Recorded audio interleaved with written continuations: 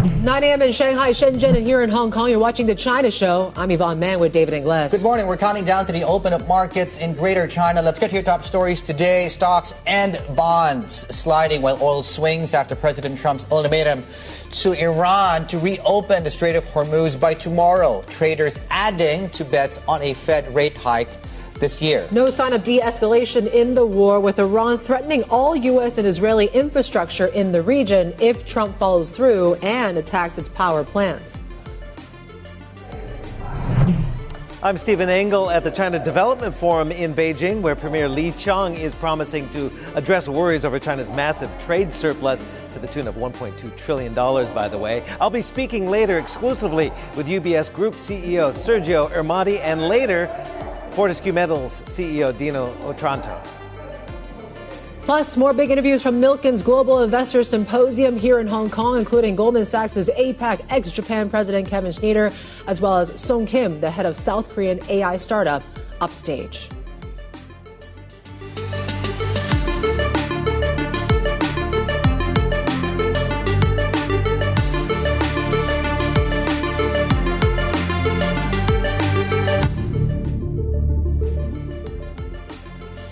Day 24 of this Iran war, and we are still seeing no let up in sight. I think markets once again are waking up to that reality that maybe there is still no off-ramp right now. We came out of this weekend with not much of a resolution, and now we are counting down to this sort of deadline that President Trump has laid out on, whether the Iranian will want to reopen the Strait of Hormuz here right now. Oil markets are in flux, so are risk assets. Yeah, only bad options. And Iran responding to that deadline from President Trump with their own threats. Yes. So markets are falling out of bed this morning, and it's really only bad options when you look at markets, for example. Plus, you have quite literally right now, bets of tightening, and so you have the U.S. dollar coming back quite strongly as well. So there is a Fed conversation as well. And how this all plays out, really, we'll be covering all of those for you, of course, across the different conferences we're at today. Just very briefly, though, let's have a look at the damage report early this Monday across these markets. We're down 3% on the Asian benchmark. We're down 2.5% going into the last few minutes or so. And then you have Taiwan coming online. We'll get to that in a moment. So weaker equity markets, strong dollar, swings in oil prices. Gold is taking it on the chin today. 4.5%, let's call it 5% drop right now in gold prices, following the worst week in 40 years as far as gold goes, right? So the kryptonite as far as gold is concerned is a stronger dollar, and clearly not holding up well in the face of currently priced rate hikes. Nikkei, Kospi, Taiwan, and Oz coming online. Close your eyes if you're long Korea. If you haven't seen your markets just yet, we're down 6.5% on Korean markets. Taiwan is off to a bad start, 2.6% to the downside. Australia is now poised to enter a correction. U.S. futures going into the European session as well later today. European futures are also coming up on your screens, and as you can see, and as expected, still risk off there. And we are likely to see the pressure continue when Chinese markets come online.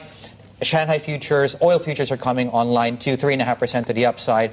And we are set, I can tell you that right now, we are set for a steep drop in Chinese equities going into the Monday session. All right, let's bring in our news desk managing editor, Jill Deesa. She joins us now with the latest. It appears that the president is sort of losing control of this war right now. What's the latest? Yes, Siobhan, I think what's really kind of feeling very scattershot about this latest threat from Trump, this 48-hour deadline, which of course would put us into our Tuesday morning, Monday night in the U.S. For it to expire, is that it does kind of feel a little bit like a reversal from where we were just even a few days before that, where there did seem to be an attempt at de-escalating tensions. I think actually it was the Republican Senator Lisa Murkowski that kind of said it best here, where what Trump was essentially threatening, this idea of, if Iran does not reopen the Strait of Hormuz, they were going to start bombing energy targets. I mean, that's essentially what Trump got angry with Israel for doing last week, right? I mean, we saw massive moves in the oil market, lots of escalating concerns about oil supply. When Israel was bombing those energy targets, obviously we saw Iran had the capacity to fire back and attack, some of the largest plants in the region, largest liquefied natural gas plants in Qatar. So you do have a lot of those concerns about if Trump does follow through, which, I have to point out that Iran's been quite defiant about this threat, saying that they would fire back at energy targets as well, that you could end up in a situation where you're just escalating a lot of things further. Yeah, and we are going up that escalation ladder quite quickly. And, we've heard from the Israelis as well over the weekend. I want to play that soundbite out as well from the ambassador. Then we'll talk about it just after that. Let's play it out, guys, please, if we can. The end goal here is that there is not a power, an entity in Tehran which is capable of firing massive numbers of ballistic missiles, achieving a nuclear weapon, and supporting proxies around the region. If that can be achieved through the collapse of this regime, so be it. If not, that's the minimum we have to achieve. And, I wonder if we're trying to figure out what the end objective is here. I mean, there was quite clearly as far as the Israelis were concerned there, but as far as President Trump, has he laid out that beyond just the Strait of Hormuz? I mean, I think at this point with Trump, he's also laid out, sort of the complete demise of any nuclear program ambitions that Iran has. Obviously, when it comes to Israel, they've kind of, better articulated that idea for total regime change. But I think, as we've already seen with Iran, I mean, since the outbreak of this war, you had, the old supreme leader replaced with his son, who, if anything, has just been more hardline. So it's a little bit confusing in terms of what Trump's end goal trajectories may be there. I think the other thing to keep in mind here is that we heard also from the U.S. Treasury Secretary Scott Bessent kind of trying to bolster what Trump was saying, his rhetoric over the weekend, saying a quote down here saying that sometimes the only way to you have to escalate to de-escalate, which I think really just kind of shows you there, how tricky this entire situation is. But again, has been a bit difficult to decipher the strategy here from the U.S. I think, that's kind of reflected as well in what we're seeing in oil markets and some of the confusion over trading this morning. So I guess we'll just have to see, whether we hear any more from Trump. Yeah, we're literally going to have to wait and see, and really what the next move is. The president doesn't decide until he decides. Jill, thank you so much. Jill Deese is there, our news desk managing editor. Speaking of just markets on quite clearly still massive event headline risk there. Nikkei, we're off 4.4 now. So, you know what? Another day like today, we could get below 50,000 on the Nikkei. We've taken out 5,500 in gold. 5,500 is one to watch, of course, as it pertains to Korea. And coin toss odds on the Fed moving to the upside this year is now what markets are looking at. Garfield Reynolds, who leads our MLive coverage, is with us right now. Garf, take us through right now. Cross-asset move, as expected, isn't encouraging if you long these markets. What's the pain point today? So many pain points. I think the real game changer for a lot of assets is what you were highlighting there with the sudden shift to pricing a decent chance for a rate hike from the Fed. Even just a couple of weeks ago, in fact, less than a week, about a week and a half ago, we had something like 80% odds for a cut by the end of the year. Now we've got potential for a hike. And if you look at the way everybody's been ramping up what they expect from other central banks, you have to argue that those bets on a Fed hike are also going to blossom. And that is the pain point for bonds, and then also feeding through to equities. It's the clearest expression you've got of the idea that whatever happens in the short term with escalation, de-escalation, this is going to have a long-term impact on economies. And that's a lose-lose situation for most assets, because nobody really saw anything like this coming while there was talk in February of the potential for some sort of US action. I think markets were mostly pricing that as the potential for something similar to what happened in last June. So you would have a short, sharp attack on Iran and a short, sharp shock to assets. And then, much as we have had on various occasions with President Trump, those shocks fade away, and the base case of decent economic growth, the AI boom, and a lot of money looking interested in finding value in equities around the globe that are exposed to that AI boom, that would resume. And now we're looking at a situation where that AI trade is off the radar, because nobody's quite sure how what's going to survive of that as this conflict goes on, and as the likelihood increases that this energy shocks are going to be with us for months to come. Yeah, I mean, you're seeing, as you mentioned, right, the Treasury market sort of joining in on this route that we've seen across global fixed income last week as well. U.S. yields are at the highest in months. Where to hide? I mean, I'm looking at gold prices, and we just wrapped up one of the worst weeks in 4 decades for gold. I mean, are there any places to really take shelter right now, Garfield? Well, gold's not much of a good place to take shelter because, at least in the short term, precisely because of that interest rate equation. You've got the argument that central banks and others are still going to want to buy gold for the long term as a diversification from the dollar. That's all well and good in the long term. But in the short term, everybody is primed to rush into the US dollar as the only place they can be sure of liquidity, and some capacity to get into it rapidly. You will get, thanks to what the Fed is being priced, you will get a decent yield while you're sitting in there. And if you need to get out, you can get out quickly. Whereas most other assets, you face a much less certain outlook. You might consider places like the Australian dollar, perhaps some other currencies that are more peripheral from the point of view of that they have higher interest rates going forward. The Norwegian krone is exposed to crude. That's good. But in general, the US dollar is, in the short term, the only haven left. Garfield, thank you. Garfield Reynolds there, who leads our Markets Live Asia coverage. And we got a big lineup of guests really coming on the show here today. Perfect time to really talk about all the volatility that we're seeing across these markets. Goldman Sachs' Kevin Sneader and Upstage CEO Sung Kim joins us from Milken's Global Investor Symposium in Hong Kong. We got Min Min on the ground there. Plus, we are at the China Development Forum in Beijing with UBS Group CEO Sergio Ermotti and Fortescue Metals CEO Dino Otranto. And we're counting down the open of trade in Shanghai, Shenzhen, and Hong Kong. Yes, it is going to be a pretty manic sort of Monday for today. Futures are pointing lower this morning. This is Bloomberg.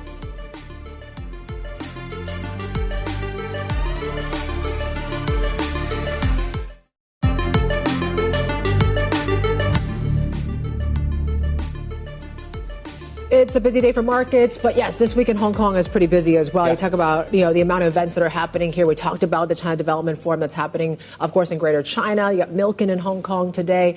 We're also watching, of course, the sectors like oil, obviously, gold, given the fact that we've seen massive sell-off there in gold prices this morning. Tencent, certainly there'll be interesting ones. WeChat launching their Clawbot. So we got to talk a little bit more about that. The OpenClaw story, how bright is that still in China right now, given all this volatility? We're also watching earnings, the likes of Zijing Mining, Xpeng, Sinopec, and Sinopharm as well. So certainly a lot on tap here this week. Yeah, I mean, Laupu Gold is coming out today, so that's really the intersection of many of the themes we're talking about here. Wuxi AppTech, WeRide, some of the big names on deck. And as far as the earnings story is concerned, from earnings, Yvonne is pointing out as well, we do have, of course, some key events this week. So two we're covering today, which Steve will be with shortly at CDF. Min Min is at the Milken Symposium here in Hong Kong. The Wealth for Good Hong Kong Summit is taking place. We have an interview coming up tomorrow on that. And we'll be at the Bloomberg Family Office Summit, of course, on Wednesday to wrap things up for the week. Art Basel, of course, is kicking things off towards the latter part in a couple of days. But yeah, going into this week, we're off to a very weak start. Futures coming up shortly on your screen. Let's pull it up if we can. And we are set to open lower across equity markets today. Right. Okay, let's talk about the Chinese side of the conversation right now in terms of exports and trade. Chinese Premier Li Qiang says that China does not seek a trade surplus and will continue to embrace free trade and advance opening up. Speaking at the China Development Forum, Li said Beijing was ready to work with its partners to iron out any issues. We take our trading partners' concerns seriously, and we are ready to work with all parties to promote the sound and balanced development of trade. Let's head to Beijing and bring in our chief North Asia correspondent, Stephen Ingle. Just wrap us kind of what we heard over the weekend from the premier and what the message really was.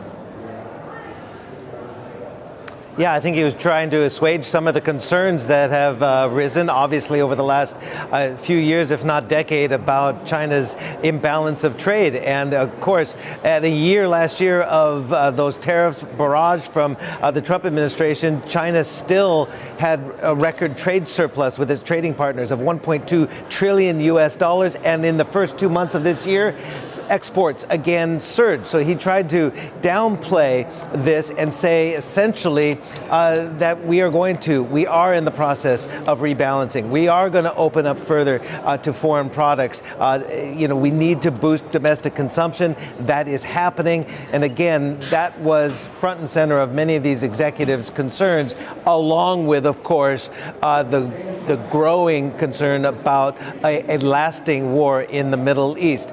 Li Chang did address that. He has said, he was concerned about hotspot issues that are deeply worrying. He didn't mention the war in Iran by name or the Middle East, but essentially said what everybody was thinking, that this oil shock is a concern as it goes into a fourth week with no necessary end in sight. He said, Li Chang, it's power politics running rampant. But again, the issue to these global executives and chairmen is about the opening up. What he said is China never seeks a trade surplus. We will further widen market access for the services sector, increase imports of medical, healthcare products, plus digital tech and low carbon services. So again, he said the right things. Now it's about implementation, no doubt. Yeah, and Steve, I'm curious to also hear what the corporates have been seeing. I mean, we heard from Apple, and against the backdrop really of China sort of presenting itself as sort of an anchor and a window, this foundation of stability given everything else that's taking place. Let's hear from Apple, and Steve, I'll get your reaction to that on the back of it. There's a Chinese proverb I love. A single tree does not make a forest. A single string cannot make music. But together, I believe we can plant that forest. Together, I believe we will not only make music, we will write a symphony. Steve, what did he mean by that? Well, he's saying the right things as well, because it came days after his appearance here at the CDF, came days after the People's Daily, the mouthpiece of the Communist Party, essentially criticizing alleged monopolistic behaviors in regard to developer fees it pays. It has cut, or it collects, I should say, not pays.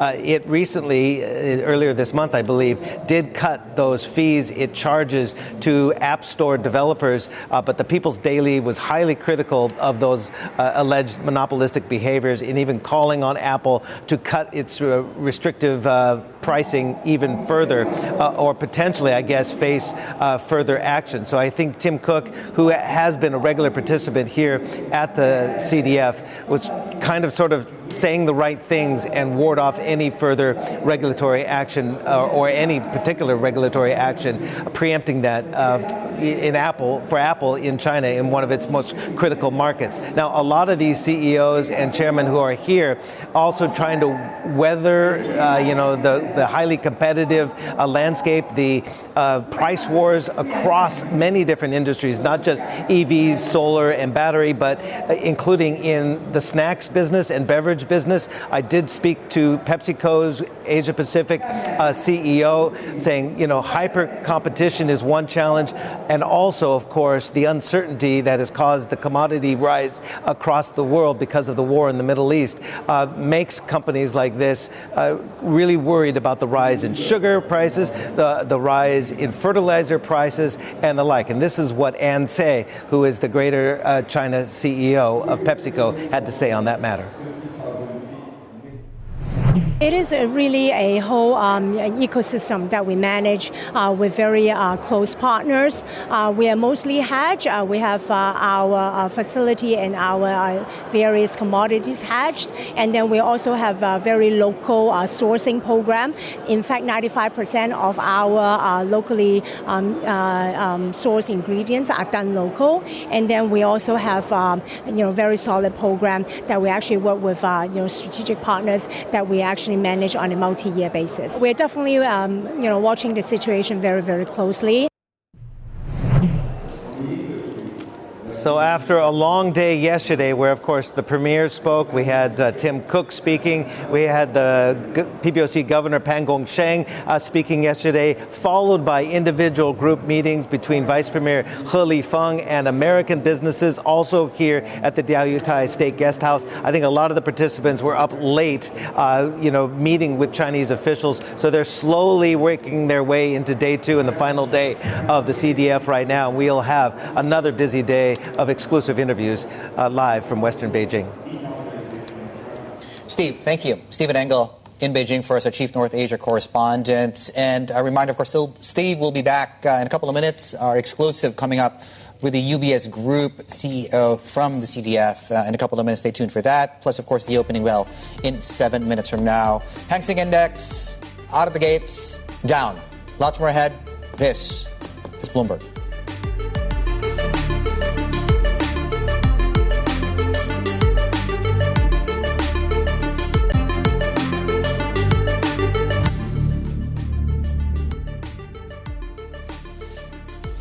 Right, welcome back.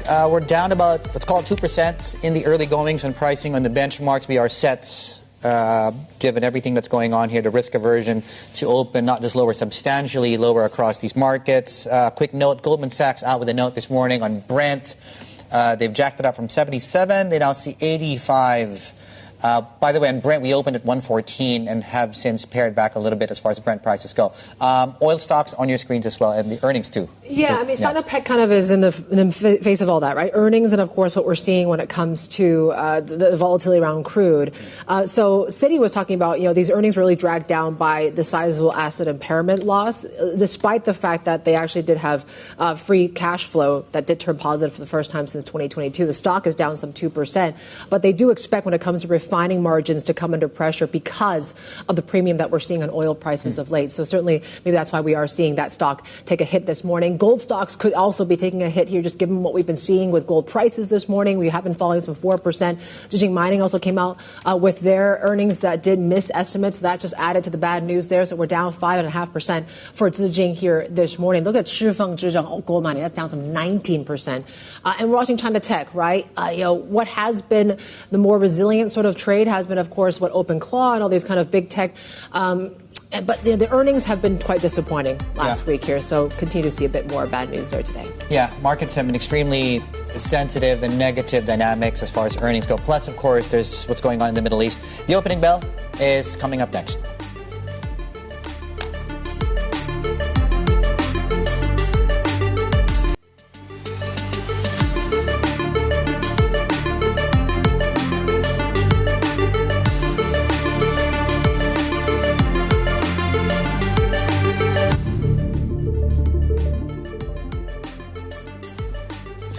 Right, welcome back. So as you can see, risk assets are under pressure. Just to also tell you about, and should be set to speak in a couple of minutes, the head of the IEA, Fatih Birol, is set to speak, and we are B-roll, sorry, just to correct, live TV folks. And it's going to be consequential what he says in as far as how long they expect oil prices obviously, but the oil supply to come back online. Given what's taking place. I think the previous interview he did with the FT, which was late last week, was it's going to take 6 months for supply to fully come back online. So that's going to be important. Yeah, I mean, he said in the last few weeks as well about the warnings about the global oil market is facing its largest ever shock. And I think, 6 months it just goes to show, even if we see a de-escalation now, the amount of economic scarring long term could be something that markets are maybe still now waking up to that reality of is there that risk? Stan Chart laid out in their kind of macro note of the stagflation scenario being a bit more entrenched now if this conflict continues on, as of course we enter into day 24 on this Monday morning. Of course, that ultimatum that President Trump laid out over the weekend, that does expire Monday night in the U.S., so we still have about 24 hours to see what could come out of this, whether, if Iran reopens the Strait of Hormuz or face, of course, the U.S., according to President Trump, embombing their power plants. So certainly that threat itself was enough, and Iran's basically defiance was enough to kind of send risk assets down the toilet here this morning. You take a look at how China markets are doing, and they're kind of joining in on the fray. But we are seeing 1% declines across the board for the CSI 300, Shanghai Composite, nearly 2% losses for Shenzhen this morning. Shanghai crude, we continue to see futures there up some 4% here as well. Copper is on offer, and it seems like most of these large caps are just kind of selling across the board here today. Take a look at what comes to Hong Kong. There is some earnings to tell you about. There's some oil stocks, of course, and gold stocks that did report earnings as well. So, what they say about the potential for margins to really get pressured is certainly one thing to watch out for, given what they've been seeing with oil prices of late. Here's how Hong Kong is doing. There you go. 2% losses across the board. HS Tech is, seeing massive losses with the likes of Alibaba. Baidu's down 4.5%. Meituan is also down 2% this morning. So I think we're just selling now and asking questions later. But yes, we're falling below 25,000 for the Hang Seng Index here this morning. It's not really about, the earnings thing is one thing last week. I think right now it's really kind of just, conviction is really just more about risk aversion right now. So it is indiscriminate right now what we're seeing across these markets. Take a look at oil stocks. That is where we are seeing a lot of volatility, given the fact that, we've seen a bit of whipsaw when it comes to oil prices, just given the mixed messages that we're getting from President Trump, right? So, the fact that we got that, post from 7:44 p.m. Eastern time Saturday about this ultimatum, it was only shortly before that when the U.S. talked about how they wanted to de-escalate in some ways and maybe, cut back from their military sort of efforts in Iran. So, there you go. A mixed picture across some of these oil names here this morning. Sinopec, we talked about here the impact on their earnings as well. So Citi talked about there was a massive asset impairment loss there that maybe took a hit. We're down some 3% for that stock. But PetroChina, CNOOC doing a little bit better than the rest of the group this morning. Zijin Mining, here are some of your gold miners here. They're really taking on the chin, as Dave mentioned, just given the fact that gold prices have not been behaving, right? Zijin Mining is down close to 7%. They also missed their estimates, which didn't help. Zijin Gold is also lower by 4.5% this morning. But yeah, Goldman Sachs was the latest really to kind of raise their Brent forecast for this year, right? From $77 now to $85 here. So a massive sort of adjustment, so to speak. Yeah, this is a wholesale deleveraging we're seeing across markets. Everything that did do well, gold as an example, Zijin Mining as another example, Korea as another example. The dollar is catching a lot of that deleveraging taking place right now. So global equities are extending their losses this Monday. Coming up on your screens, that Europe's probably going to be coming under pressure, tremendous pressure, 4%, 5%, and 3% as far as the benchmarks go. Rest of the region, it's everything but the dollar. U.S. dollar's up. Gold is really, really feeling it today. We're down about 1%. 10-year yield, just to underscore that point, 50% probability the Fed's going to hike by October is the current pricing right now. How do we need to be really thinking about the outlook, the earnings, likely earnings hit, the hit to consumption, and what central banks are likely going to be, how are they going to be deciding interest rate policy based on everything else that's going on here? Yeah, it's a perfect timing to have an event to talk about all this, right? The Milken Institute's annual Global Investor Symposium is underway here in Hong Kong, where business and investment leaders are gathering to discuss how shifts in capital flows and regional growth are reshaping investment strategy across the region. Let's cross over to our China correspondent, Min Min Lo, who's there with our next guest. Hey Yvonne, what a day to be holding this symposium. Markets are choppy and Iran definitely dominating conversations, and it's already been a very busy morning for our next guest here, Kevin Sneader, APAC ex-Japan president at Goldman Sachs. Kevin, great to have you. Your thoughts on the Iran war and its implications on Asian economies, particularly on growth and earnings? Well, it's what everyone's talking about, no surprise this morning and beyond. I think in part, there has to be some level of differentiation as to how it impacts the different economies. In many ways, China is less directly impacted for no other reason than its dependency on crude oil and on Iranian crude oil. When you multiply it all the way through, it's a relatively low proportion of their energy needs. The combination of coal, renewables, and nuclear means that China really only has crude oil in around 18% of its energy stack, and then call it 12% or so of that is from Iran. Do the math, and that gets to a small number. That does not look the same all the way across the region. Places like Korea, India, and Japan, more dependent either on crude or LNG.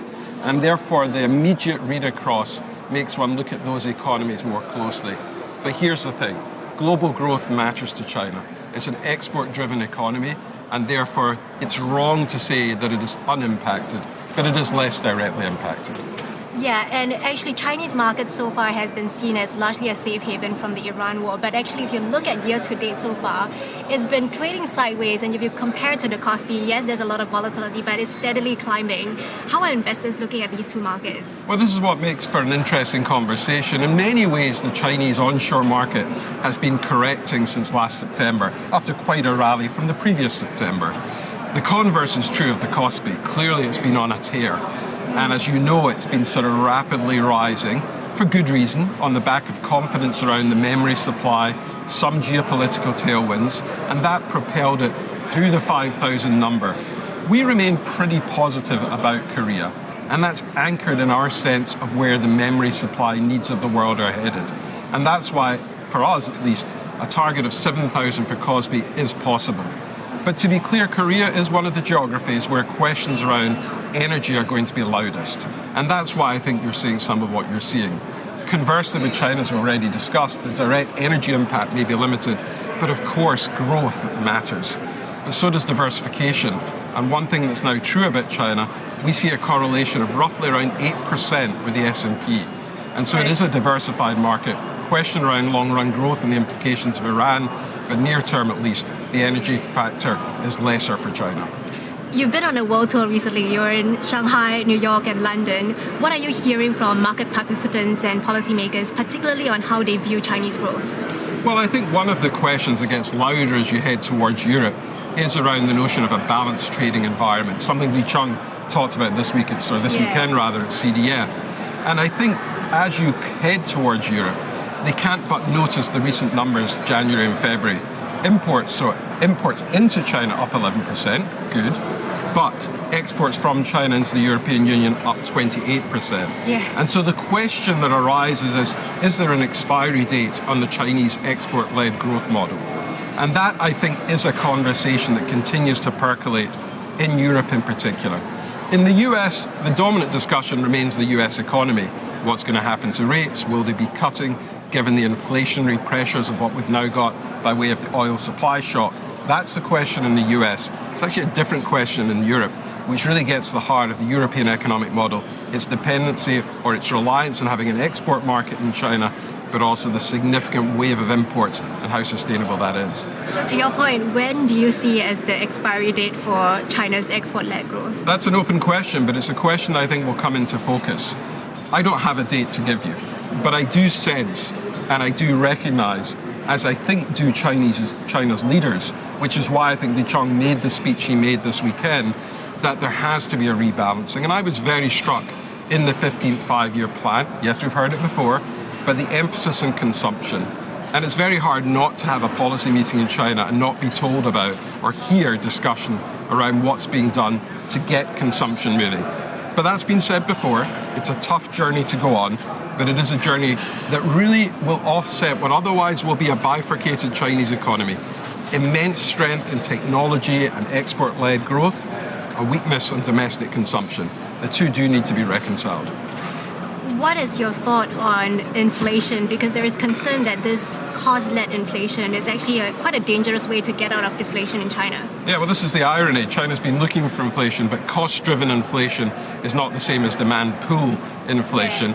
And it may only impact, therefore, the upstream industrial part of the Chinese economy. So it's not a panacea. But it's just possible it will actually, though, percolate into rising prices. They give a little bit of growth more generally to the prices indices. We can see 1% inflation on the PPI scale, but let's be clear, if it's cost-driven, it's not the same as getting the demand pool that really people are looking for China to create. I just want to talk about some of the recent regulatory moves we had seen. So the SFC has raided some brokerages. It's also named and shamed certain investment banks for shoddy paperwork. Do you agree with the government's assessment? I think one of the things that Hong Kong has always stood for is high standards. High standards are a good thing. I think for all of us who operate in these markets, we want to see the standards maintained, standards for which Hong Kong is well known. So I think the SFC's actions to protect and sustain the standards of the IPO market and more generally, they're to be welcomed. And we, I know, and others are all very focused on making sure we do our part to deliver against those standards. On the mainland side, we did see the CSRC take actions to prevent the listing of more rigid firms in Hong Kong. How big of an impact is this going to have on the investment banking side of things and on foreign investors' inflows as well? Well, I'm reading what you're writing, so I have to say at this point, that's what we're all dealing with. I think it's yet to be seen. It's a relatively modest part of, for example, the IPO pipelines that we can all have visibility into. So at this stage, you would say it's modest. But clearly what people are watching is how receptive is China to continued investment from overseas, and how do overseas people see the players in China and their willingness to create a regulatory environment in which that's doable. I think on the red chip issue, let's see how that plays through. There are good examples, there are bad examples, and I think China is clearly working in this area, but at this point it's too early to tell how it's going to impact the market. All right, always great to have you, Kevin Sneader. That was Kevin Sneader, APAC ex-Japan president at Goldman Sachs. Yvonne. All right, Min Min, fantastic. I'll take it from here. Min Min there, of course, with Kevin Sneader, the APAC ex-Japan president at Goldman. All right, from one newsmaker to another, and then we'll go to another shortly after this. Fatih Birol is speaking in Canberra. He is, of course, the executive director, the head of the IEA. Well, so far, one thing has come out that Asia is at the very forefront of this crisis. Let's listen in. Necessary? Is it a price benchmark? We are hearing estimates, and you are too, from Saudi Arabia, if this drags on into April, of hitting $150. Others comfortably predicting $120. What's the level at which a further intervention might be required? I wouldn't quote any specific price level, but I have to discuss with my member governments and make a good assessment of the markets, and then I will move afterwards. Many countries are starting to adopt defensive positions on their own fuel stock holdings presently for different reasons. Iraq has declared contractual force majeure on supplies from some of its plants. China, at least until the end of March, has put a pause on exports of petrol, diesel and jet fuel. Do you view this as an expanding trend from major importers and refiners? I see that there is a growing problem in Asia, immediate problem in Asian countries, and this issue, especially in the context of products, diesel and jet fuel, we will feel it more and more in Europe and beyond. It is coming true, of course. Again, countries have their stocks.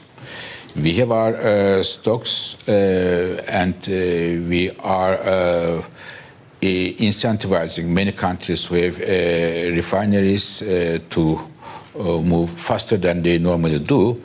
And we are talking with the countries who are oil exporters, but not in this region, to increase the oil production. I can give you two examples. One of them is Canada. Talking with the Canadian minister, they have postponed some of the maintenance work and increased the production. The other one is Mexico, also moving in that direction. With a view to them exporting more to the Asia-Pacific in particular? More to the markets. Of course, Asia-Pacific, I am sure, will be one of the first destinations. Okay, Dr. Birol, I don't want to dominate too much of the time because I'm conscious that the colleagues in the room have many questions. One last one. Okay, yeah, just for our Bloomberg clients, you can continue watching that specific conversation on your terminal. That's on live go. To continue, just of course, let's wait and see what else they have to say there. While you look at these markets, just to also mention some lines coming through out of B of A here in China. So upgrading their inflation forecast for 2026, this is Helen Chow and her team, I'm guessing here. Yeah. So they're talking about 0.7% for CPI inflation. I'm guessing they're forecasting what the oil price impact might be, but in the implications of that is they now don't expect rate cuts from the PBOC here this year, removing that call for 20 basis points of rate cuts this year. Okay, fairly consequential, developing, moving story. All of these things are connected, aren't they? In fact, speaking of China, let's head it back. Let's head straight back now. In fact, to Beijing, where our chief North Asia correspondent Stephen Engel is standing by with his next guest. Steve. Yeah, that's right. We're here at the China Development Forum, the annual conference that was set up in 2000 by then Premier Zhu Rongji to give Western and international executives the opportunity to speak directly with Chinese officials in the weeks after the National People's Congress. This year it's special because they did basically ratify the next 5-year plan here in China. Joining us now one of those international CEOs is UBS Group CEO Sergio Ermotti. Thanks so much for being with us exclusively here at the Diaoyutai State Guest House. What stood out to you? Obviously, there's a lot of concern about the excess capacity being exported abroad and some of the trade surplus issues, $1.2 trillion, which Li Qiang, addressed. But at the front of everybody's mind is the stresses that are being caused in the Middle East. Exactly. So I think that this is basically the biggest topic we have been discussing lately. Of course, the good developments of China are somehow on the side for the second. But, when I go back to that, I do believe that China will continue to have a pretty good growth driven by innovation and the desire really to address also the topics of climate through innovations. And so, but in a sense, that kind of growth may be derailed by what's going on right now in Iran. Energy prices are likely to stay high for the foreseeable future, putting some inflation pressure and also some pressure on the delivery chain or on the supply chain. And in that sense, the situation is a little bit unstable. We're into the fourth week of this war with no end in sight, really. There's ultimatums out there. There are surely the mitigation plans being put in place by businesses. What do you see as the direct cost to your business and your clients right now? And with no end in sight, how does that translate to mitigation advice? But we saw clients already diversifying their portfolios early on this year. You saw much more dispersion in the way they were looking at maybe shifting away from more the AI technology to a more diversified portfolio. That was a good move, considering what we see in the last few weeks. At this stage, clients are still, broadly speaking, calm. We don't see any major shift in asset allocation, but of course, this pressure that I mentioned before on the economy will start to wade into the markets. What are your clients directly telling you? I mean, they're worried about the length of this. Everyone I've talked to here, they don't know how long this uncertainty is going to last, and we don't know where oil prices are going to end up at the end of the day. Well, the topic I would say is not only how long it's going to go, but really to fully understand how long it's going to take to digest the shock, somehow, the surprise of this crisis, particularly for the Middle East. I mean, the fact that the entire region has been destabilized in that way will take some time to be digested by investors and by the market. So I would say that I think it's much more important to understand the second part, the digestions, rather than how quickly this will end. I don't know how long it's going to go, but for sure, I don't think that we can have a situation like that going on for too long. How cautious does it make you and your expansion plans? I know you just got the designation changed in the United States with the chartered bank there. That's a positive development. Last year, you got full ownership of the securities business here in China. I mean, does it affect your M&A outlook and how you plan to grow the business going forward? Well, no. I mean, it's not. I mean, because we don't really run the business on a stop and go kind of So I think that we may tactically have to slow down certain investments, but of course the direction of growth in the US, in Asia, and across the globe is there. So I think that we need to continue to invest in capabilities, in artificial intelligence to make our processes more efficient. We need to invest in order to make our client advisor more efficient in the way they serve clients. So this cannot change. Any contingency plans you can reveal to us for your employees? You have a sizable presence in Dubai. You also have another presence in Abu Dhabi. What are you doing there? No, we have been helping people to relocate with their families when it was necessary for personal reason or for security reason. At this stage, we are able to operate with contingency planning, both in the locations where we are based or with the support of outside colleagues that lives maybe in Europe or in this side of the world. Can you update your position right now? Any change that you've seen from the Swiss government on the capital requirements? That deadline's coming up next month very quickly.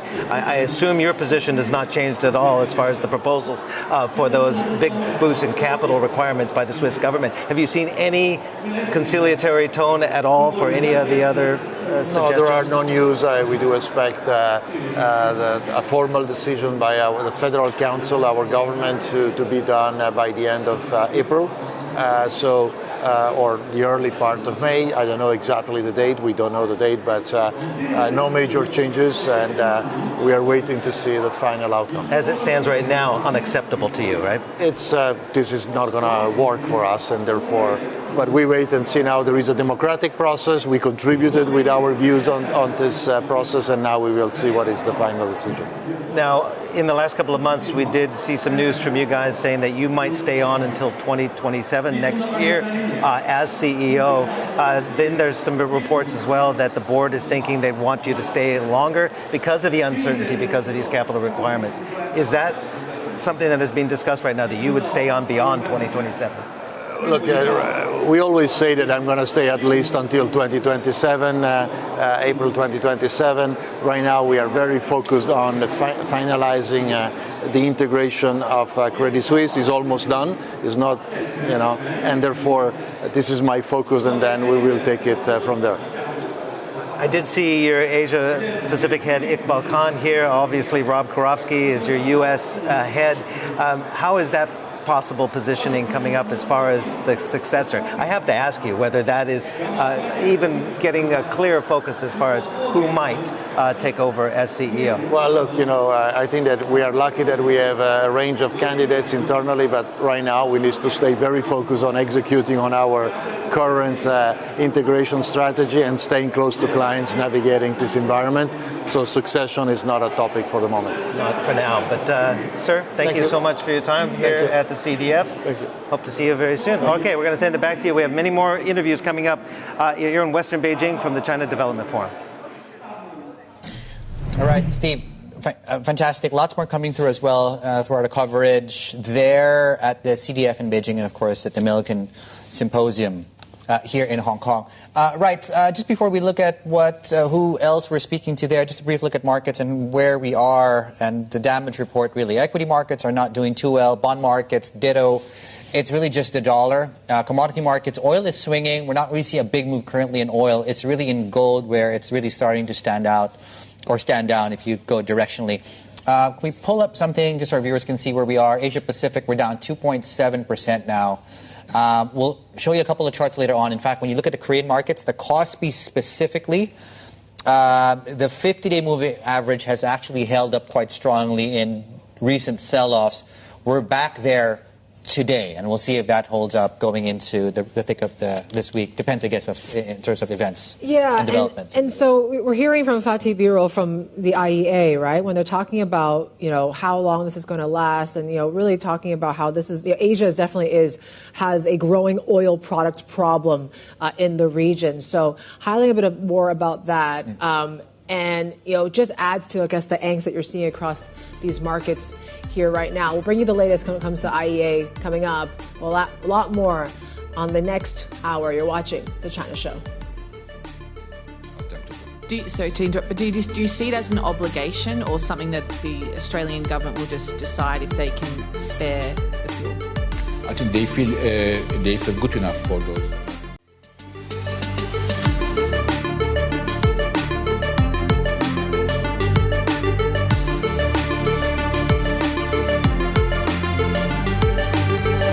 Oil price shocks. The second one was on the car or transportation sector.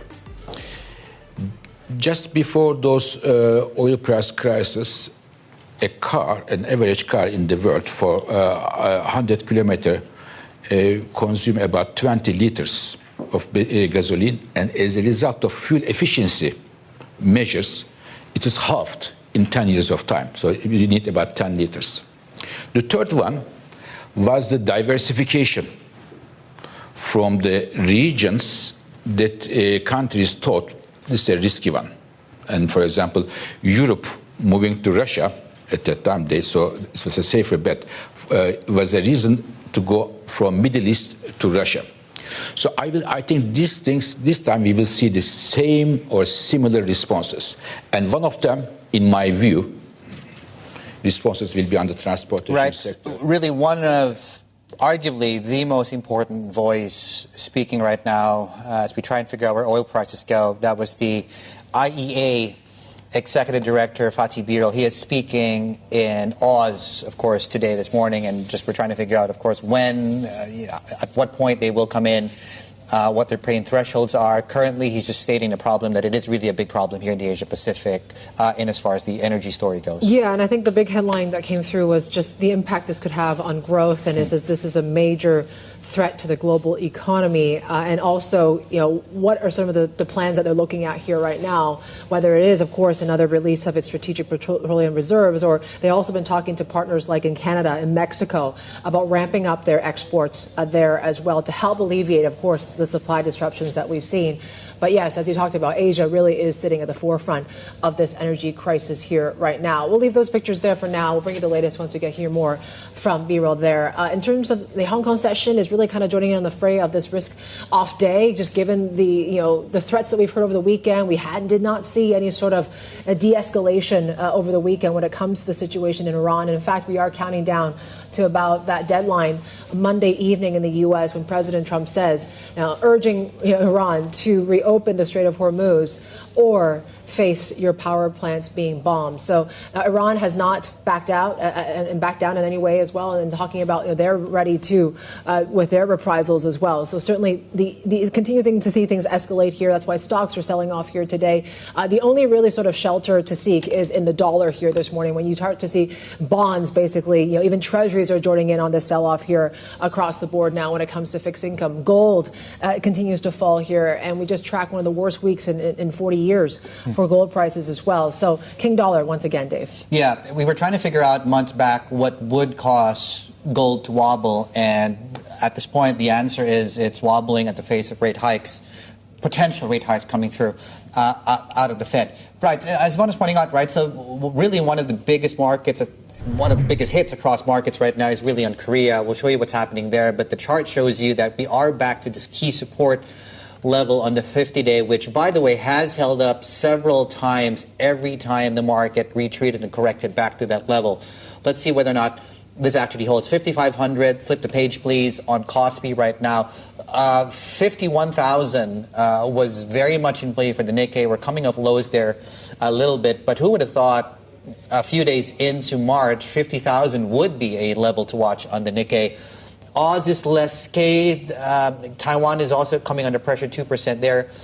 U.S. futures, European futures are also up and running, and we are getting the same picture of risk aversion, albeit, of course, not to the same extent and magnitude. Brent, West Texas, opened higher and have since pulled back from highs. Gold, we talked about that, 4,500 is now behind us as far as to the downside is concerned. Bond markets, 2s and 10s. You have the 10s, of course, in Japan and also in Oz. Yields on the way up.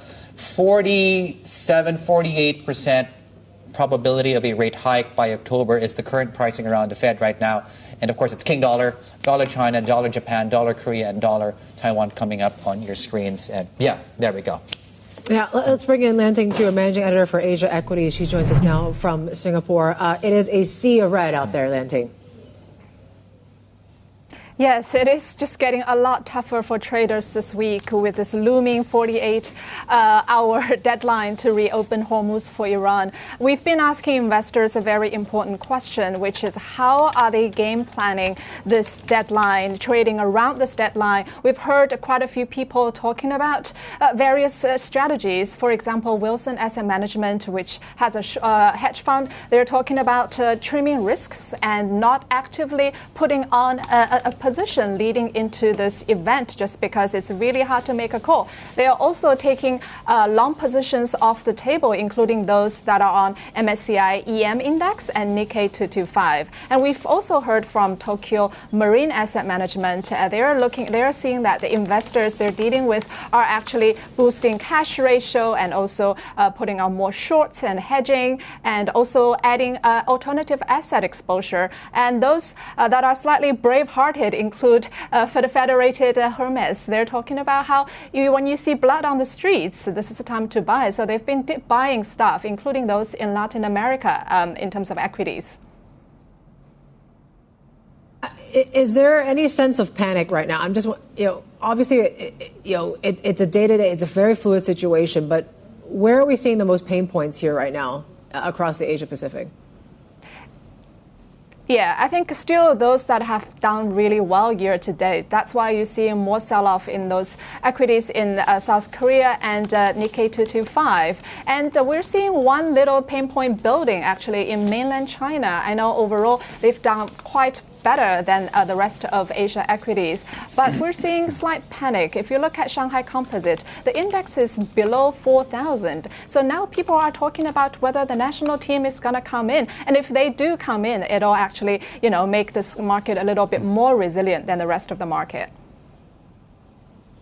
Yeah, there we go. Something to watch, of course, the ETF flows on the back of that possibility. Lan Ting, fantastic. Thank you so much, Lan Ting, our managing editor for Asia Equities. Why do I have a map here behind me? I really want to highlight this fantastic piece our colleagues in EMEA have done, and I'll show you that piece in a moment. But effectively what it says is that this decades-old pipeline, this contingency plan that the Saudis have started to roll out to really keep the oil flowing. That's the east to west pipeline. Okay, so what do we have here? Middle East. We have 4 data sets here that we put up. One is we have in blue, you have only oil tankers, so no dry bulk, no cargo, only oil tankers. The other thing we have here, crude oil pipelines, east to west pipeline, that's what we're talking about right now. We have seaports, which is the one that we're tracking here today is Yanbu, of course, which is in the Red Sea, in Saudi Arabia, that part of the country. And the other thing we have online, which are these circles that you see on your screens, are the refineries, right? And they're color-coded too, right? So just to give you an example, anything that comes off as slightly orange to red are down, unplanned disruptions to those facilities, right? So I'll give you a good point, case in point, right? You had this big gas facility in Qatar. That's right here. Karg Island, just to give you a sense of geography. Strait of Hormuz, you have all these vessels that are lined up on either side waiting to get through. You are getting some getting through, of course. Now, the point of the story is that you are getting a lot more flow through the pipeline here. And that is another point where you are getting these vessels lining up the Gulf of Aden through the Gate of Tears up the Red Sea, and they're waiting to get filled up as far as the oil story goes. So just watch it very closely. Now, does that solve the complete problem of flows? No, it does not. But you are getting at least a contingency plan up and running. Let's have a look at that story, please, if we can. I'll leave you with a look at that in as far as what we're seeing and as far as output goes in that specific asset of the Saudis. You can check that out. That's on your Bloomberg terminal. That's also on the website. Yvonne. Yeah, I think exports was sub 800,000 barrels a day before this war, and now we're talking about a fourfold increase of exports around that area. So certainly has been, in terms of a relief, I guess you could say here, and a vital release valve when it comes to what we're seeing in the face of this Strait of Hormuz closure. For more on how really oil markets are digesting the latest, let's bring in Rongwei Neo, our Asia oil trading reporter. He joins us now. Rongwei, just bring us up to the latest here. What are you guys watching out for today? So oil markets today opened mixed. I think even though that comes on the back of expectations, we have seen another bout of escalations in terms of a war of words between the US as well as Iran. Now, President Trump has threatened Iran with a 48-hour timeline to reopen the Straits of Hormuz. And Iran retaliated by saying that they will continue to target its US or Israeli-related energy infrastructure in the Gulf as things start to heat up between both sides. Naturally, a lot of market watchers are expecting this to sort of hint at some sort of an escalation as we go into the fourth week of this conflict. But with the markets, as we are seeing right now on the screen, markets have opened mixed, seemingly because traders are waiting to see what kind of physical or more probable developments before they will actually start reacting. And what I mean by something that's more physical or more tangible, it's probably something to do with more progress when it comes to getting ships across the Strait of Hormuz, or further direct attacks on energy infrastructure that would directly impact on the physical supply coming out from the Gulf. Now, of course, David, like you rightfully mentioned, so one pipeline that has been in the spotlight is the Yanbu pipeline that puts Saudi Arabia in kind of like a better position compared to its Gulf neighbors, because flows can still continue using this contingency pipeline. But do remember, and let's be reminded that all these flows are coming out from the Red Sea, and Red Sea is not spared from attacks as well. We've recently saw a refinery that was damaged by a drone strike. Though the heat of the battle is not at that area just yet, it remains to be seen how tangible this workaround can remain for the time to come as this conflict continues to ensue. Yeah, it's kind of like the imperfect analogy is that fire exits that isn't quite as big, of course, to handle all the flows. We're hearing from Goldman. They just revised a few hours back their projections for Brent. What do we know about that?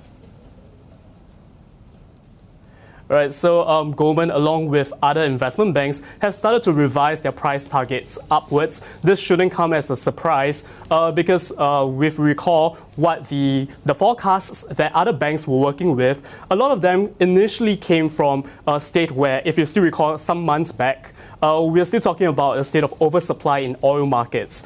And the banks are gradually and slowly reacting to the developing situation as well.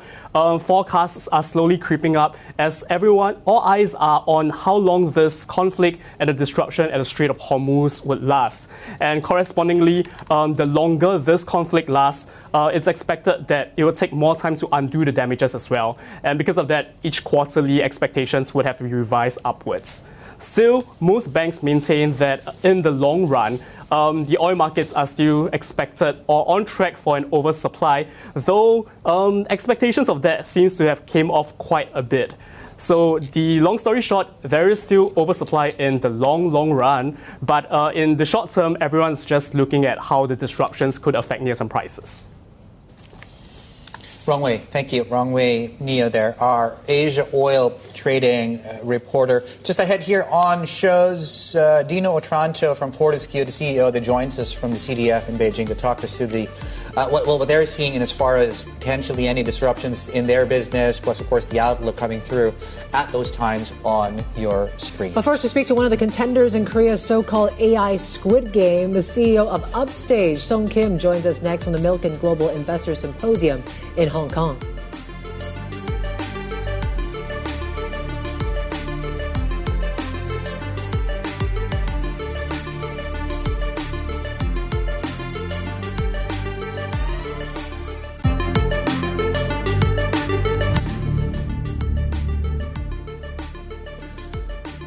You're watching live pictures of the IEA Executive Director Fatih Birol at the National Press Club in Canberra, Australia, and just talking about the impact and damage that we've already seen when it comes to the infrastructure side of things in the Middle East. Birol did mention at least 40 energy assets in that region has already been damaged, and they are now assessing really, and he talked about this to the FT just recently in an interview, that it might take at least 6 months for repairs and for, really oil flows to get back to normal, given just the damage that we've already seen. And the latest there, when it comes to what we're hearing from the Israeli Defense Forces as well, they have also started a wide-scale strikes on Tehran infrastructure. This is comments in a post on the Telegram here this morning. So we are still seeing quite a bit of military efforts and operations going on as we speak this morning. So we're going to leave that there. This is why we're seeing oil markets and, of course, just overall risk assets today on offer. And we're continuing to follow the risk aversion to all this as well. Turning into other stories and what we're seeing across markets here, really kind of bring us a coverage of Milken's Global Investor Symposium here in Hong Kong. Let's talk about AI, right? One of the shortlisted candidates in what's been called the AI Squid Game. That's South Korea's state-backed tournament to identify leaders in the new technology. Our correspondent Min Lo is standing by with our next guest to tell us more. Min. Yes, my next guest is here with me now. It's Song Kim, CEO and co-founder of Upstage, an AI startup in South Korea. Song, great to have you with us here. I understand that your company just agreed to an expanded collaboration with AMD. Could you tell me a little bit more about what's in the pipeline? What did you discuss with Lisa Su in Seoul? Right, I think the sovereignty of the AI is more important than any other times. And then one of the key ideas is that having all the data in our country. So in order to do that, we need a huge data center to run in our country. So we have a lot of NVIDIA chips in Korea, but we want to diversify to other chips like including AMD. So that's why I asked Lisa Su to bring like more than 10,000 GPUs in Korea, and then she kind of agreed on that. But we currently are negotiating like how we're gonna bring that chips in Korea. Are you also looking at any hardware, software optimization with AMD, or is it purely an infrastructural and financial investment here? Right. I think that is very important. Even though we have chips, we have our own LLM called the Solar. The key question is that how we can run fast and efficiently on AMD chips or any other chips. So our team itself has we call the team that make it more efficient. But AMD is much better. They have like entire team working on that. So we definitely have technical collaborations with AMD as well. So what is your roadmap to scaling your language model? Because now it's still quite small with only, I think, about 10 billion parameters. Right. So we used to have 10 billion, but thanks to our Korean government support with lots of GPUs, now we have 100 billion parameter model called the Solar LLM. And then in this summer, we're gonna have a 200 billion model, and then hopefully end of the year we'll grow up to like a 300 or even 400 billion. Then which can be really a frontier level model. Tell me about your client uptake rate, because I understand you're now also looking to sell to overseas clients as well. Oh yeah, sorry, can I say that again? Tell me about your overseas expansion and how is client uptake looking like? I see. The sovereignty is very important, as I said, right? So Korean, we are leading LLM companies, and when you look at the other countries like Indonesia or Vietnam, UAE, they are looking for this kind of technology. They want to put their data on their country. They want to run the model in their data center, and then they ask us to help them to either they want to understand how this frontier model is going to build.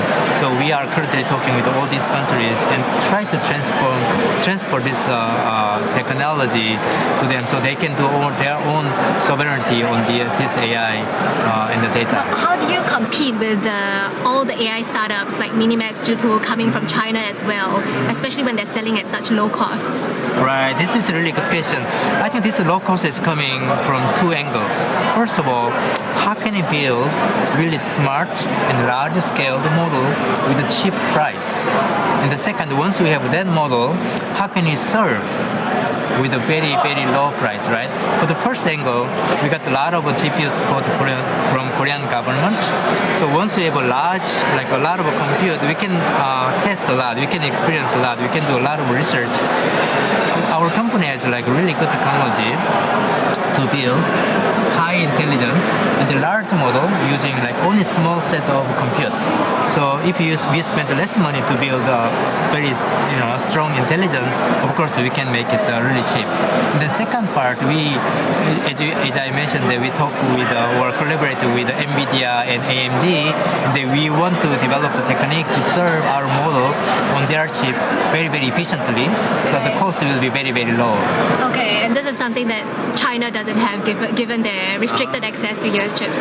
I want to talk about that Squid Game version of the AI model competition in South Korea, part of the South Korean government's plan to select a sovereign AI model. Right. You're one of the 4 companies selected now in that race. How do you stand out from the pack?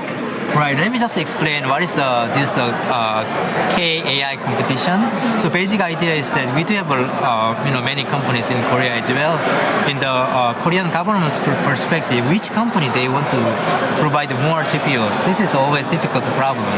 So the idea is that they select initially 5 companies, and then they provide the GPUs, and then every 6 months they evaluate how good they are, and then if we advanced in second and third round, they're gonna provide more and more GPUs. So eventually, like the top 2 companies will get more GPUs than even maybe other, large-scale companies. Then we have like a compute power to do research to make the intelligence better. That's a Korean government very, very smart program. And then we were selected as a initial 5, and then we advanced in the second round. How are we gonna compete and win? That's a very good question.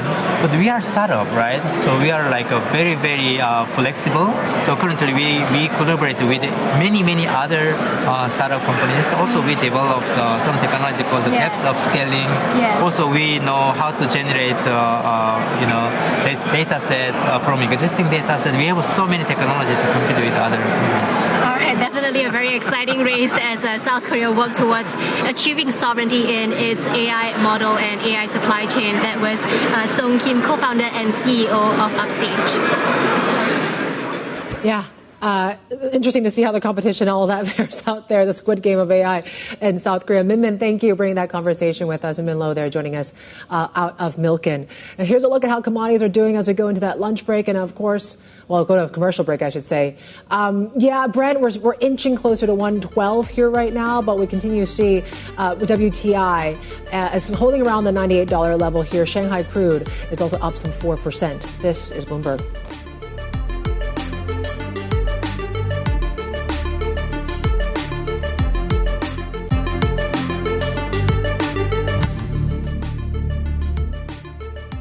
Taking you back live to those pictures out in Canberra here this morning, where the IEA Executive Director Fatih Birol is at the National Press Club there and is talking about, in general, just the impact of this Iran conflict here to, of course, global energy supplies and the like. And the latest is really talking about Australia, given where he is. He says, can be the rising star of the global energy economy, and they should not underestimate the growth from batteries. So he is talking a little bit more about, does this energy crisis actually boost and ramp up the whole kind of transition into electrification? So he certainly thinks that could happen in the transport sector, according to Fatih Birol. But yes, he started off this whole talk about the growing risks that he's seeing in the economy, facing a major threat from this war. And also he hopes that countries like Canada and Mexico could increase their oil exports. They're working with those partners there, and they are assessing when to release more reserves potentially as we continue to see the volatility when it comes to oil prices there. We leave you with some energy stocks and how things are doing here this morning. Continue to see a bit of mixed picture here this morning. But yes, you continue to see Woodside, Santos in Australia heading higher. And we're watching also some of these helium stocks here as well, just given they too have been thrown into, of course, the supply sort of constraints as well. This is Bloomberg.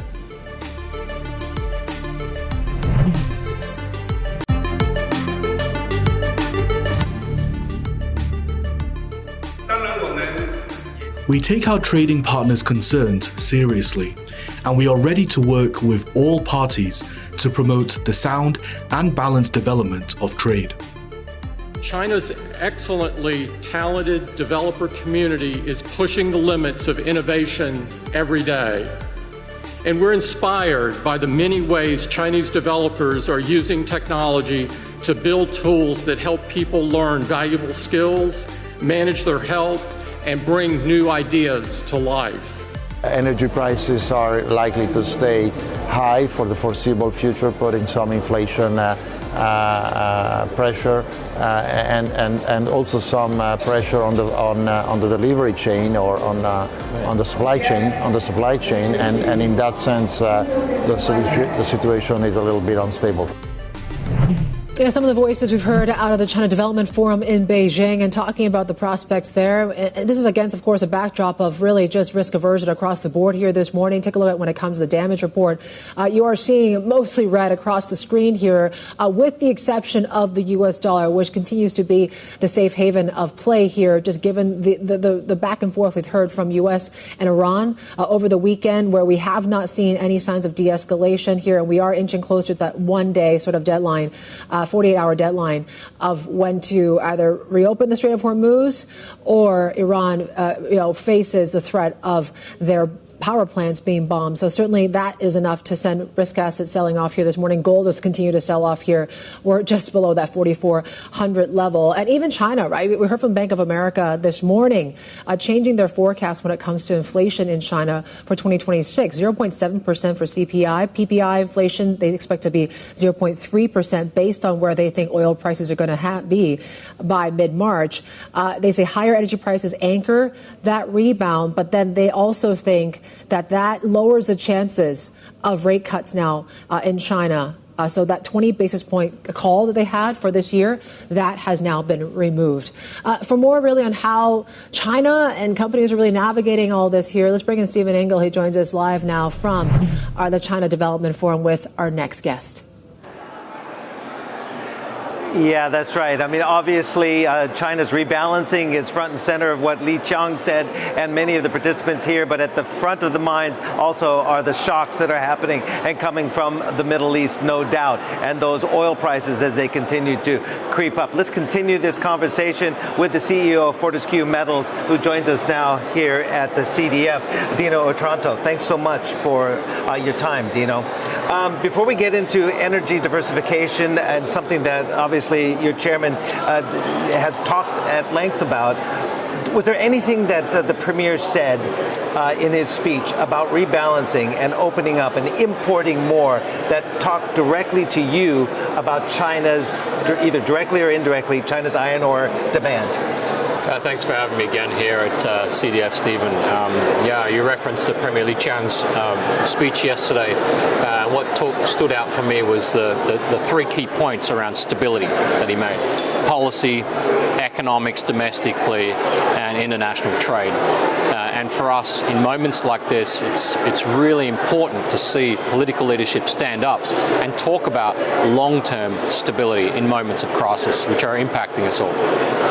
You had a good 6-month results that were out, I believe, in January or so. That it was better than expected. How do you see demand going forward? Because not only China is talking about rebalancing, but they're also facing headwinds in this economy with rebalancing and the pursuit of rebalancing, because we've had this 4-year-long property crisis. What are you seeing going forward into this year with the added headwind of the oil shock that potentially could limit some growth in China? Well, I think as Premier Li Qiang mentioned yesterday, the stability is core and front of the 15th five-year plan. Amongst that, the diversification of its economy in China. And we're seeing, certainly from Fortescue's perspective, the direct benefits of a rebalanced economy here in China. On the demand for our product side of iron ore, we continue to see a flattening but strong demand on a much bigger economy here that China's established over the last 20 years. But more importantly for us is a diversification from its traditional growth sectors of property into automotives, into technology, and really what we're here to talk about, particularly today, is its transition away from an oil-based economy. And we see significant amounts of steel going into that change, as well as other commodities like copper. Well, that's a good point. Before we talk about that energy transition, let's talk about the prospects, because none of us know when or where the off-ramp is for this war. There could be recessionary pressures, not only on the rest of the world, but China. They have resilience built in, but it can only last so long. So where are you gaming out your contingency plans if indeed China does, like much of the world, if we go to $300 or beyond even the price of oil, if there's recessionary pressures in that?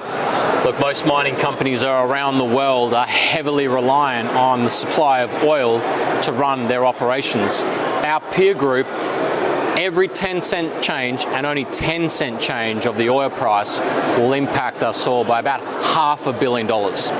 And you can take the most educated guess probably of all of us, Stephen, on where the oil price will end up. This has serious ramifications for our industry. And I want to bring that point to attention to everyone around the world. This is not just the mums and dads being impacted by fuel bowser costs. Every part of our sector is going to be impacted by this. And that is exactly why we at Fortescue are doing what we're doing. In the next 2 years, we'll be completely off diesel. That's nearly 1 billion litres equivalent. Now, we're doing this for climate, we're doing this for security, which is very topical now, and fundamentally we're doing this for economics. At the prior long-term oil price, we're talking about another $3 to $4 off our cost base. We're already in the box seat. Taking another 15 to 20% off our cost base would create now an expansive distance between us and second place. What does it mean for your diversification into your product mix? Almost all of your earnings are from the core product, iron ore. You've been wanting to get further into copper, as the rivals BHP and Rio obviously have and want to as well. You just purchased the last bit of Alta Copper in Canada with their interest. How do you see that offer mix and the product mix changing given these headwinds? Look, I think first and foremost, we talk about the majority part of our business, which is iron ore. And as I said, the diversification that we're going through will continuously bring us to the lowest end of that cost curve, which positions us well from a market size at 200 million tonnes, products now that cater at the high, mid and low grade sector. And as you've said, we've concluded our acquisition of Alta Copper. It's a Canadian-based organisation, but its asset is in Peru. We've been there for a number of years. I think it hasn't got the attention of the world media yet because we didn't pay that much for it. Yeah. But it is one of the largest untapped copper deposits yet to be properly explored and developed on the planet. That was an acquisition. We've got another 3 or 4 interesting projects in our own backyard, which we call drill bit projects, which is really where Fortescue started. Value through the drill bit is our strategy. We're not going to risk the balance sheet by mega acquisitions. We're going to do more surgical acquisitions like you saw with Alta.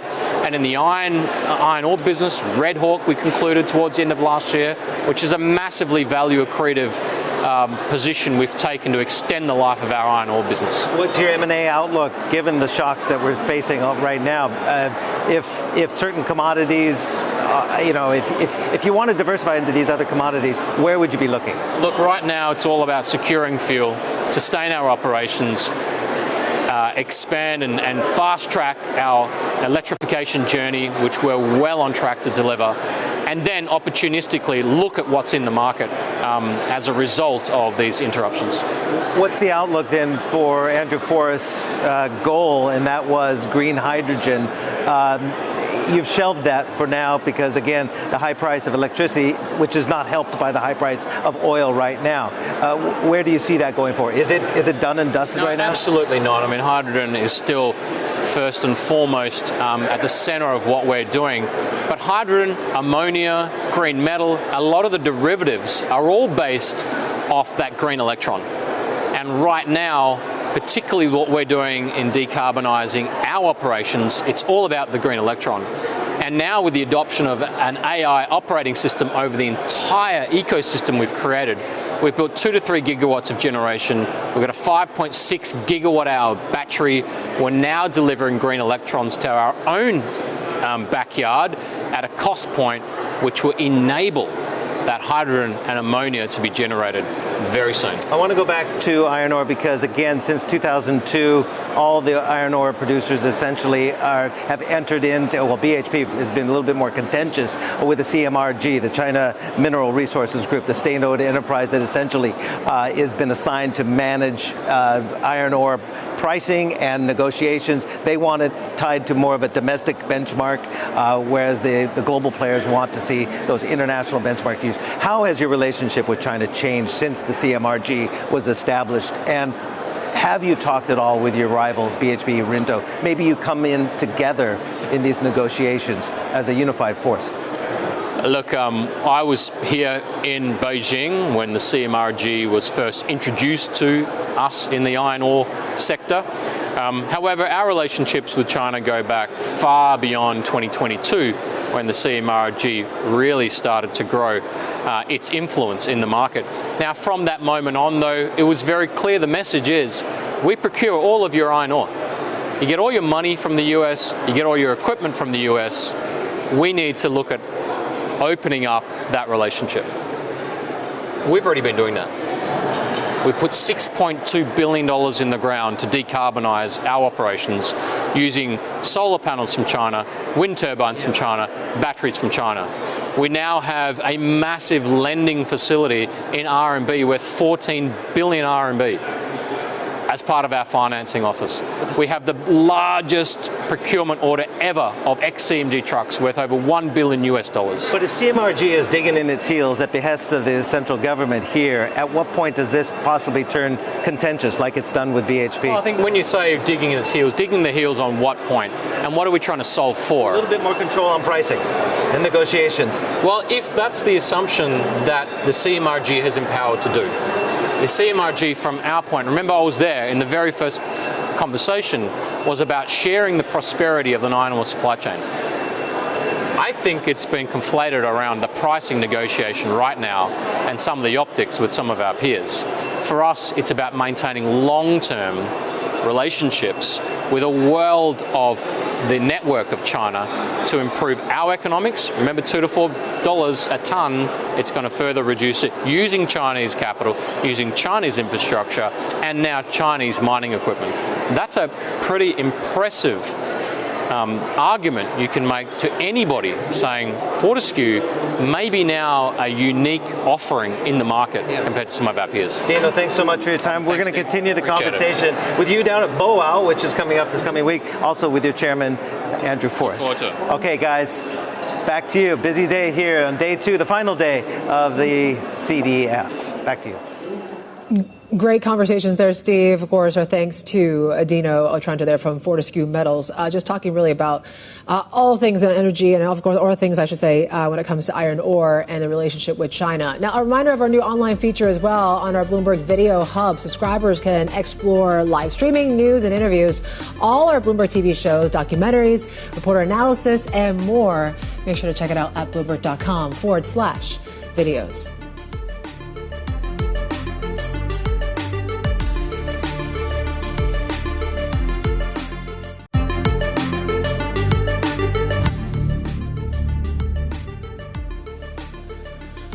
Part of why you're seeing markets are in a bit of a free fall here this morning, especially when it comes to treasuries, is certainly what we've been seeing about the possibility of these rate cuts being priced out. In fact, just last month we were talking about 2 rate cuts for this year. Now we're talking about rate hikes have been added to the table here.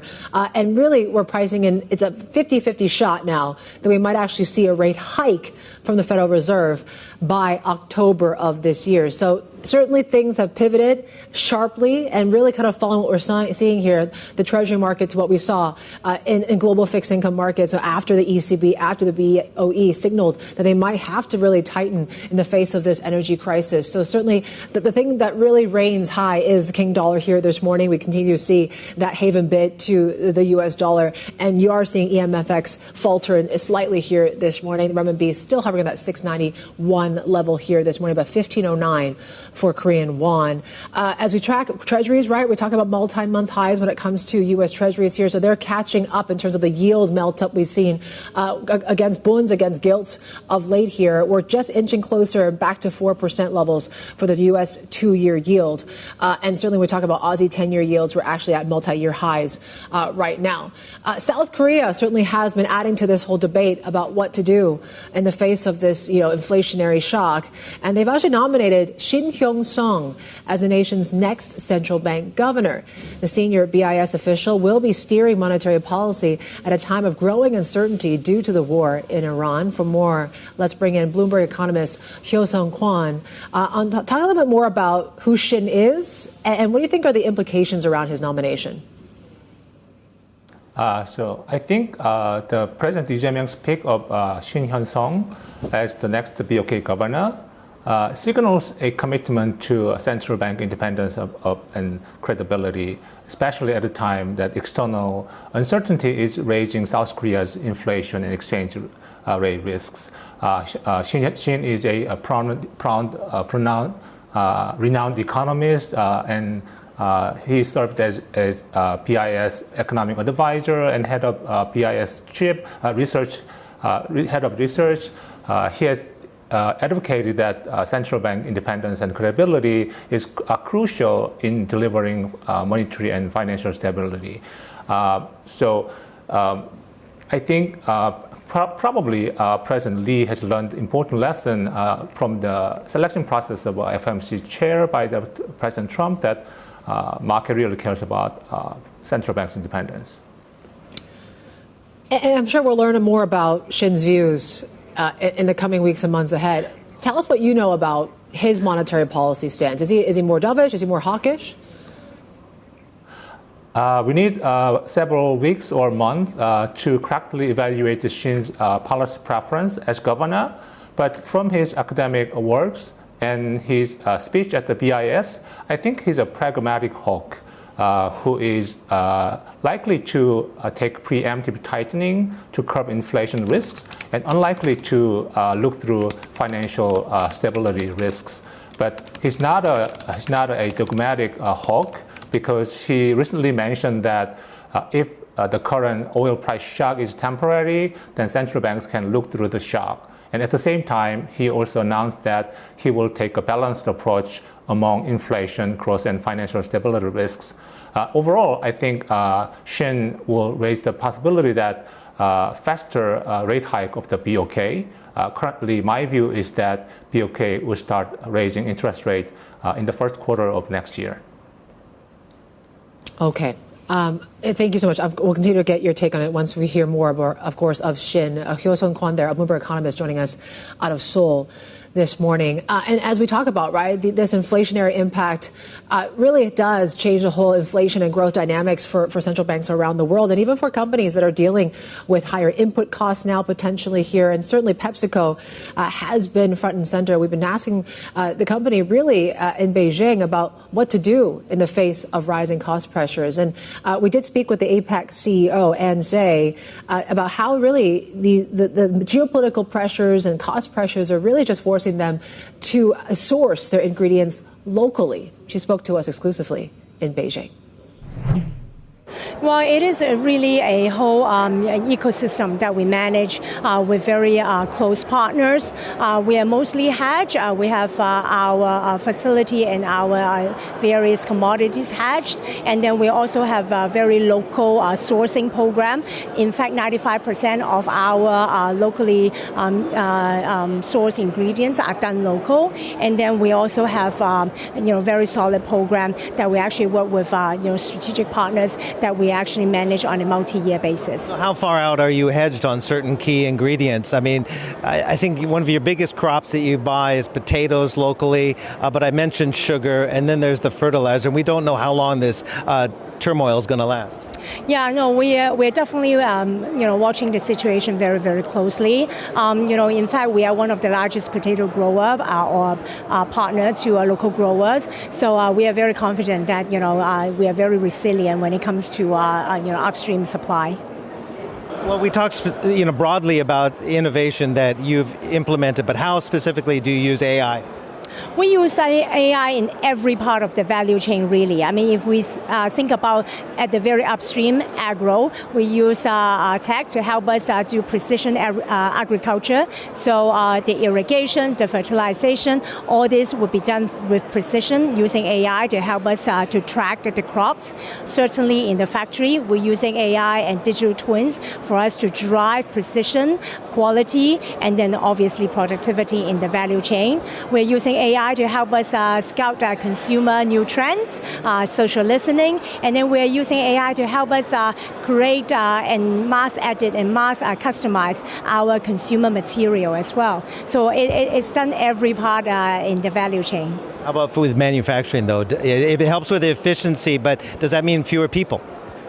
It is not absolutely fewer people, but it's actually the people are being upskilled and then they are deployed across more facilities. Remember, we have 5 manufacturing plants in China over the last 5 years. We were able to service these plants without having to add a whole lot of people, but then at the same time, we are actually upskilling our folks. Are you going to be adding more factories in China or just making those existing 5 more efficient?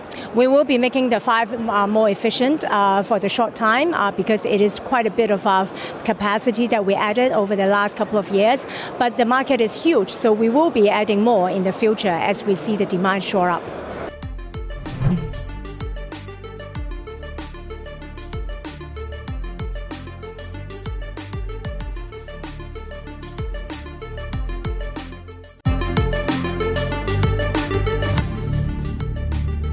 Looking at the crisis we are in, Asia is at the forefront of this crisis.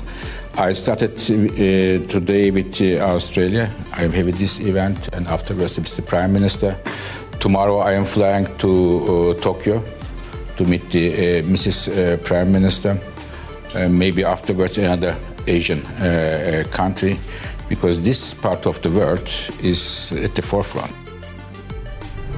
And that was the IEA Executive Director, Fatih Birol, there speaking at an event hosted by the Australian National Press Club in Canberra there, talking about the vulnerabilities, of course, in this region. And when it comes to the supply constraints, that certainly is one thing to watch. Take a look when it comes to Brent prices. We basically have come off from the initial lows and we're back to session highs here as well, back to 112 levels for Brent here. Of course, we're watching very closely, of course, movers, but it is risk off across the board here. Coal stocks, though, certainly is going to be maybe the beneficiary of all this as well, just given that, given the energy constraints, does that boost the use of coal? That certainly is what we're seeing with some of these Chinese coal stocks here. And we leave you with pork stocks as well, given the margin pressures as, of course, the costs worsen.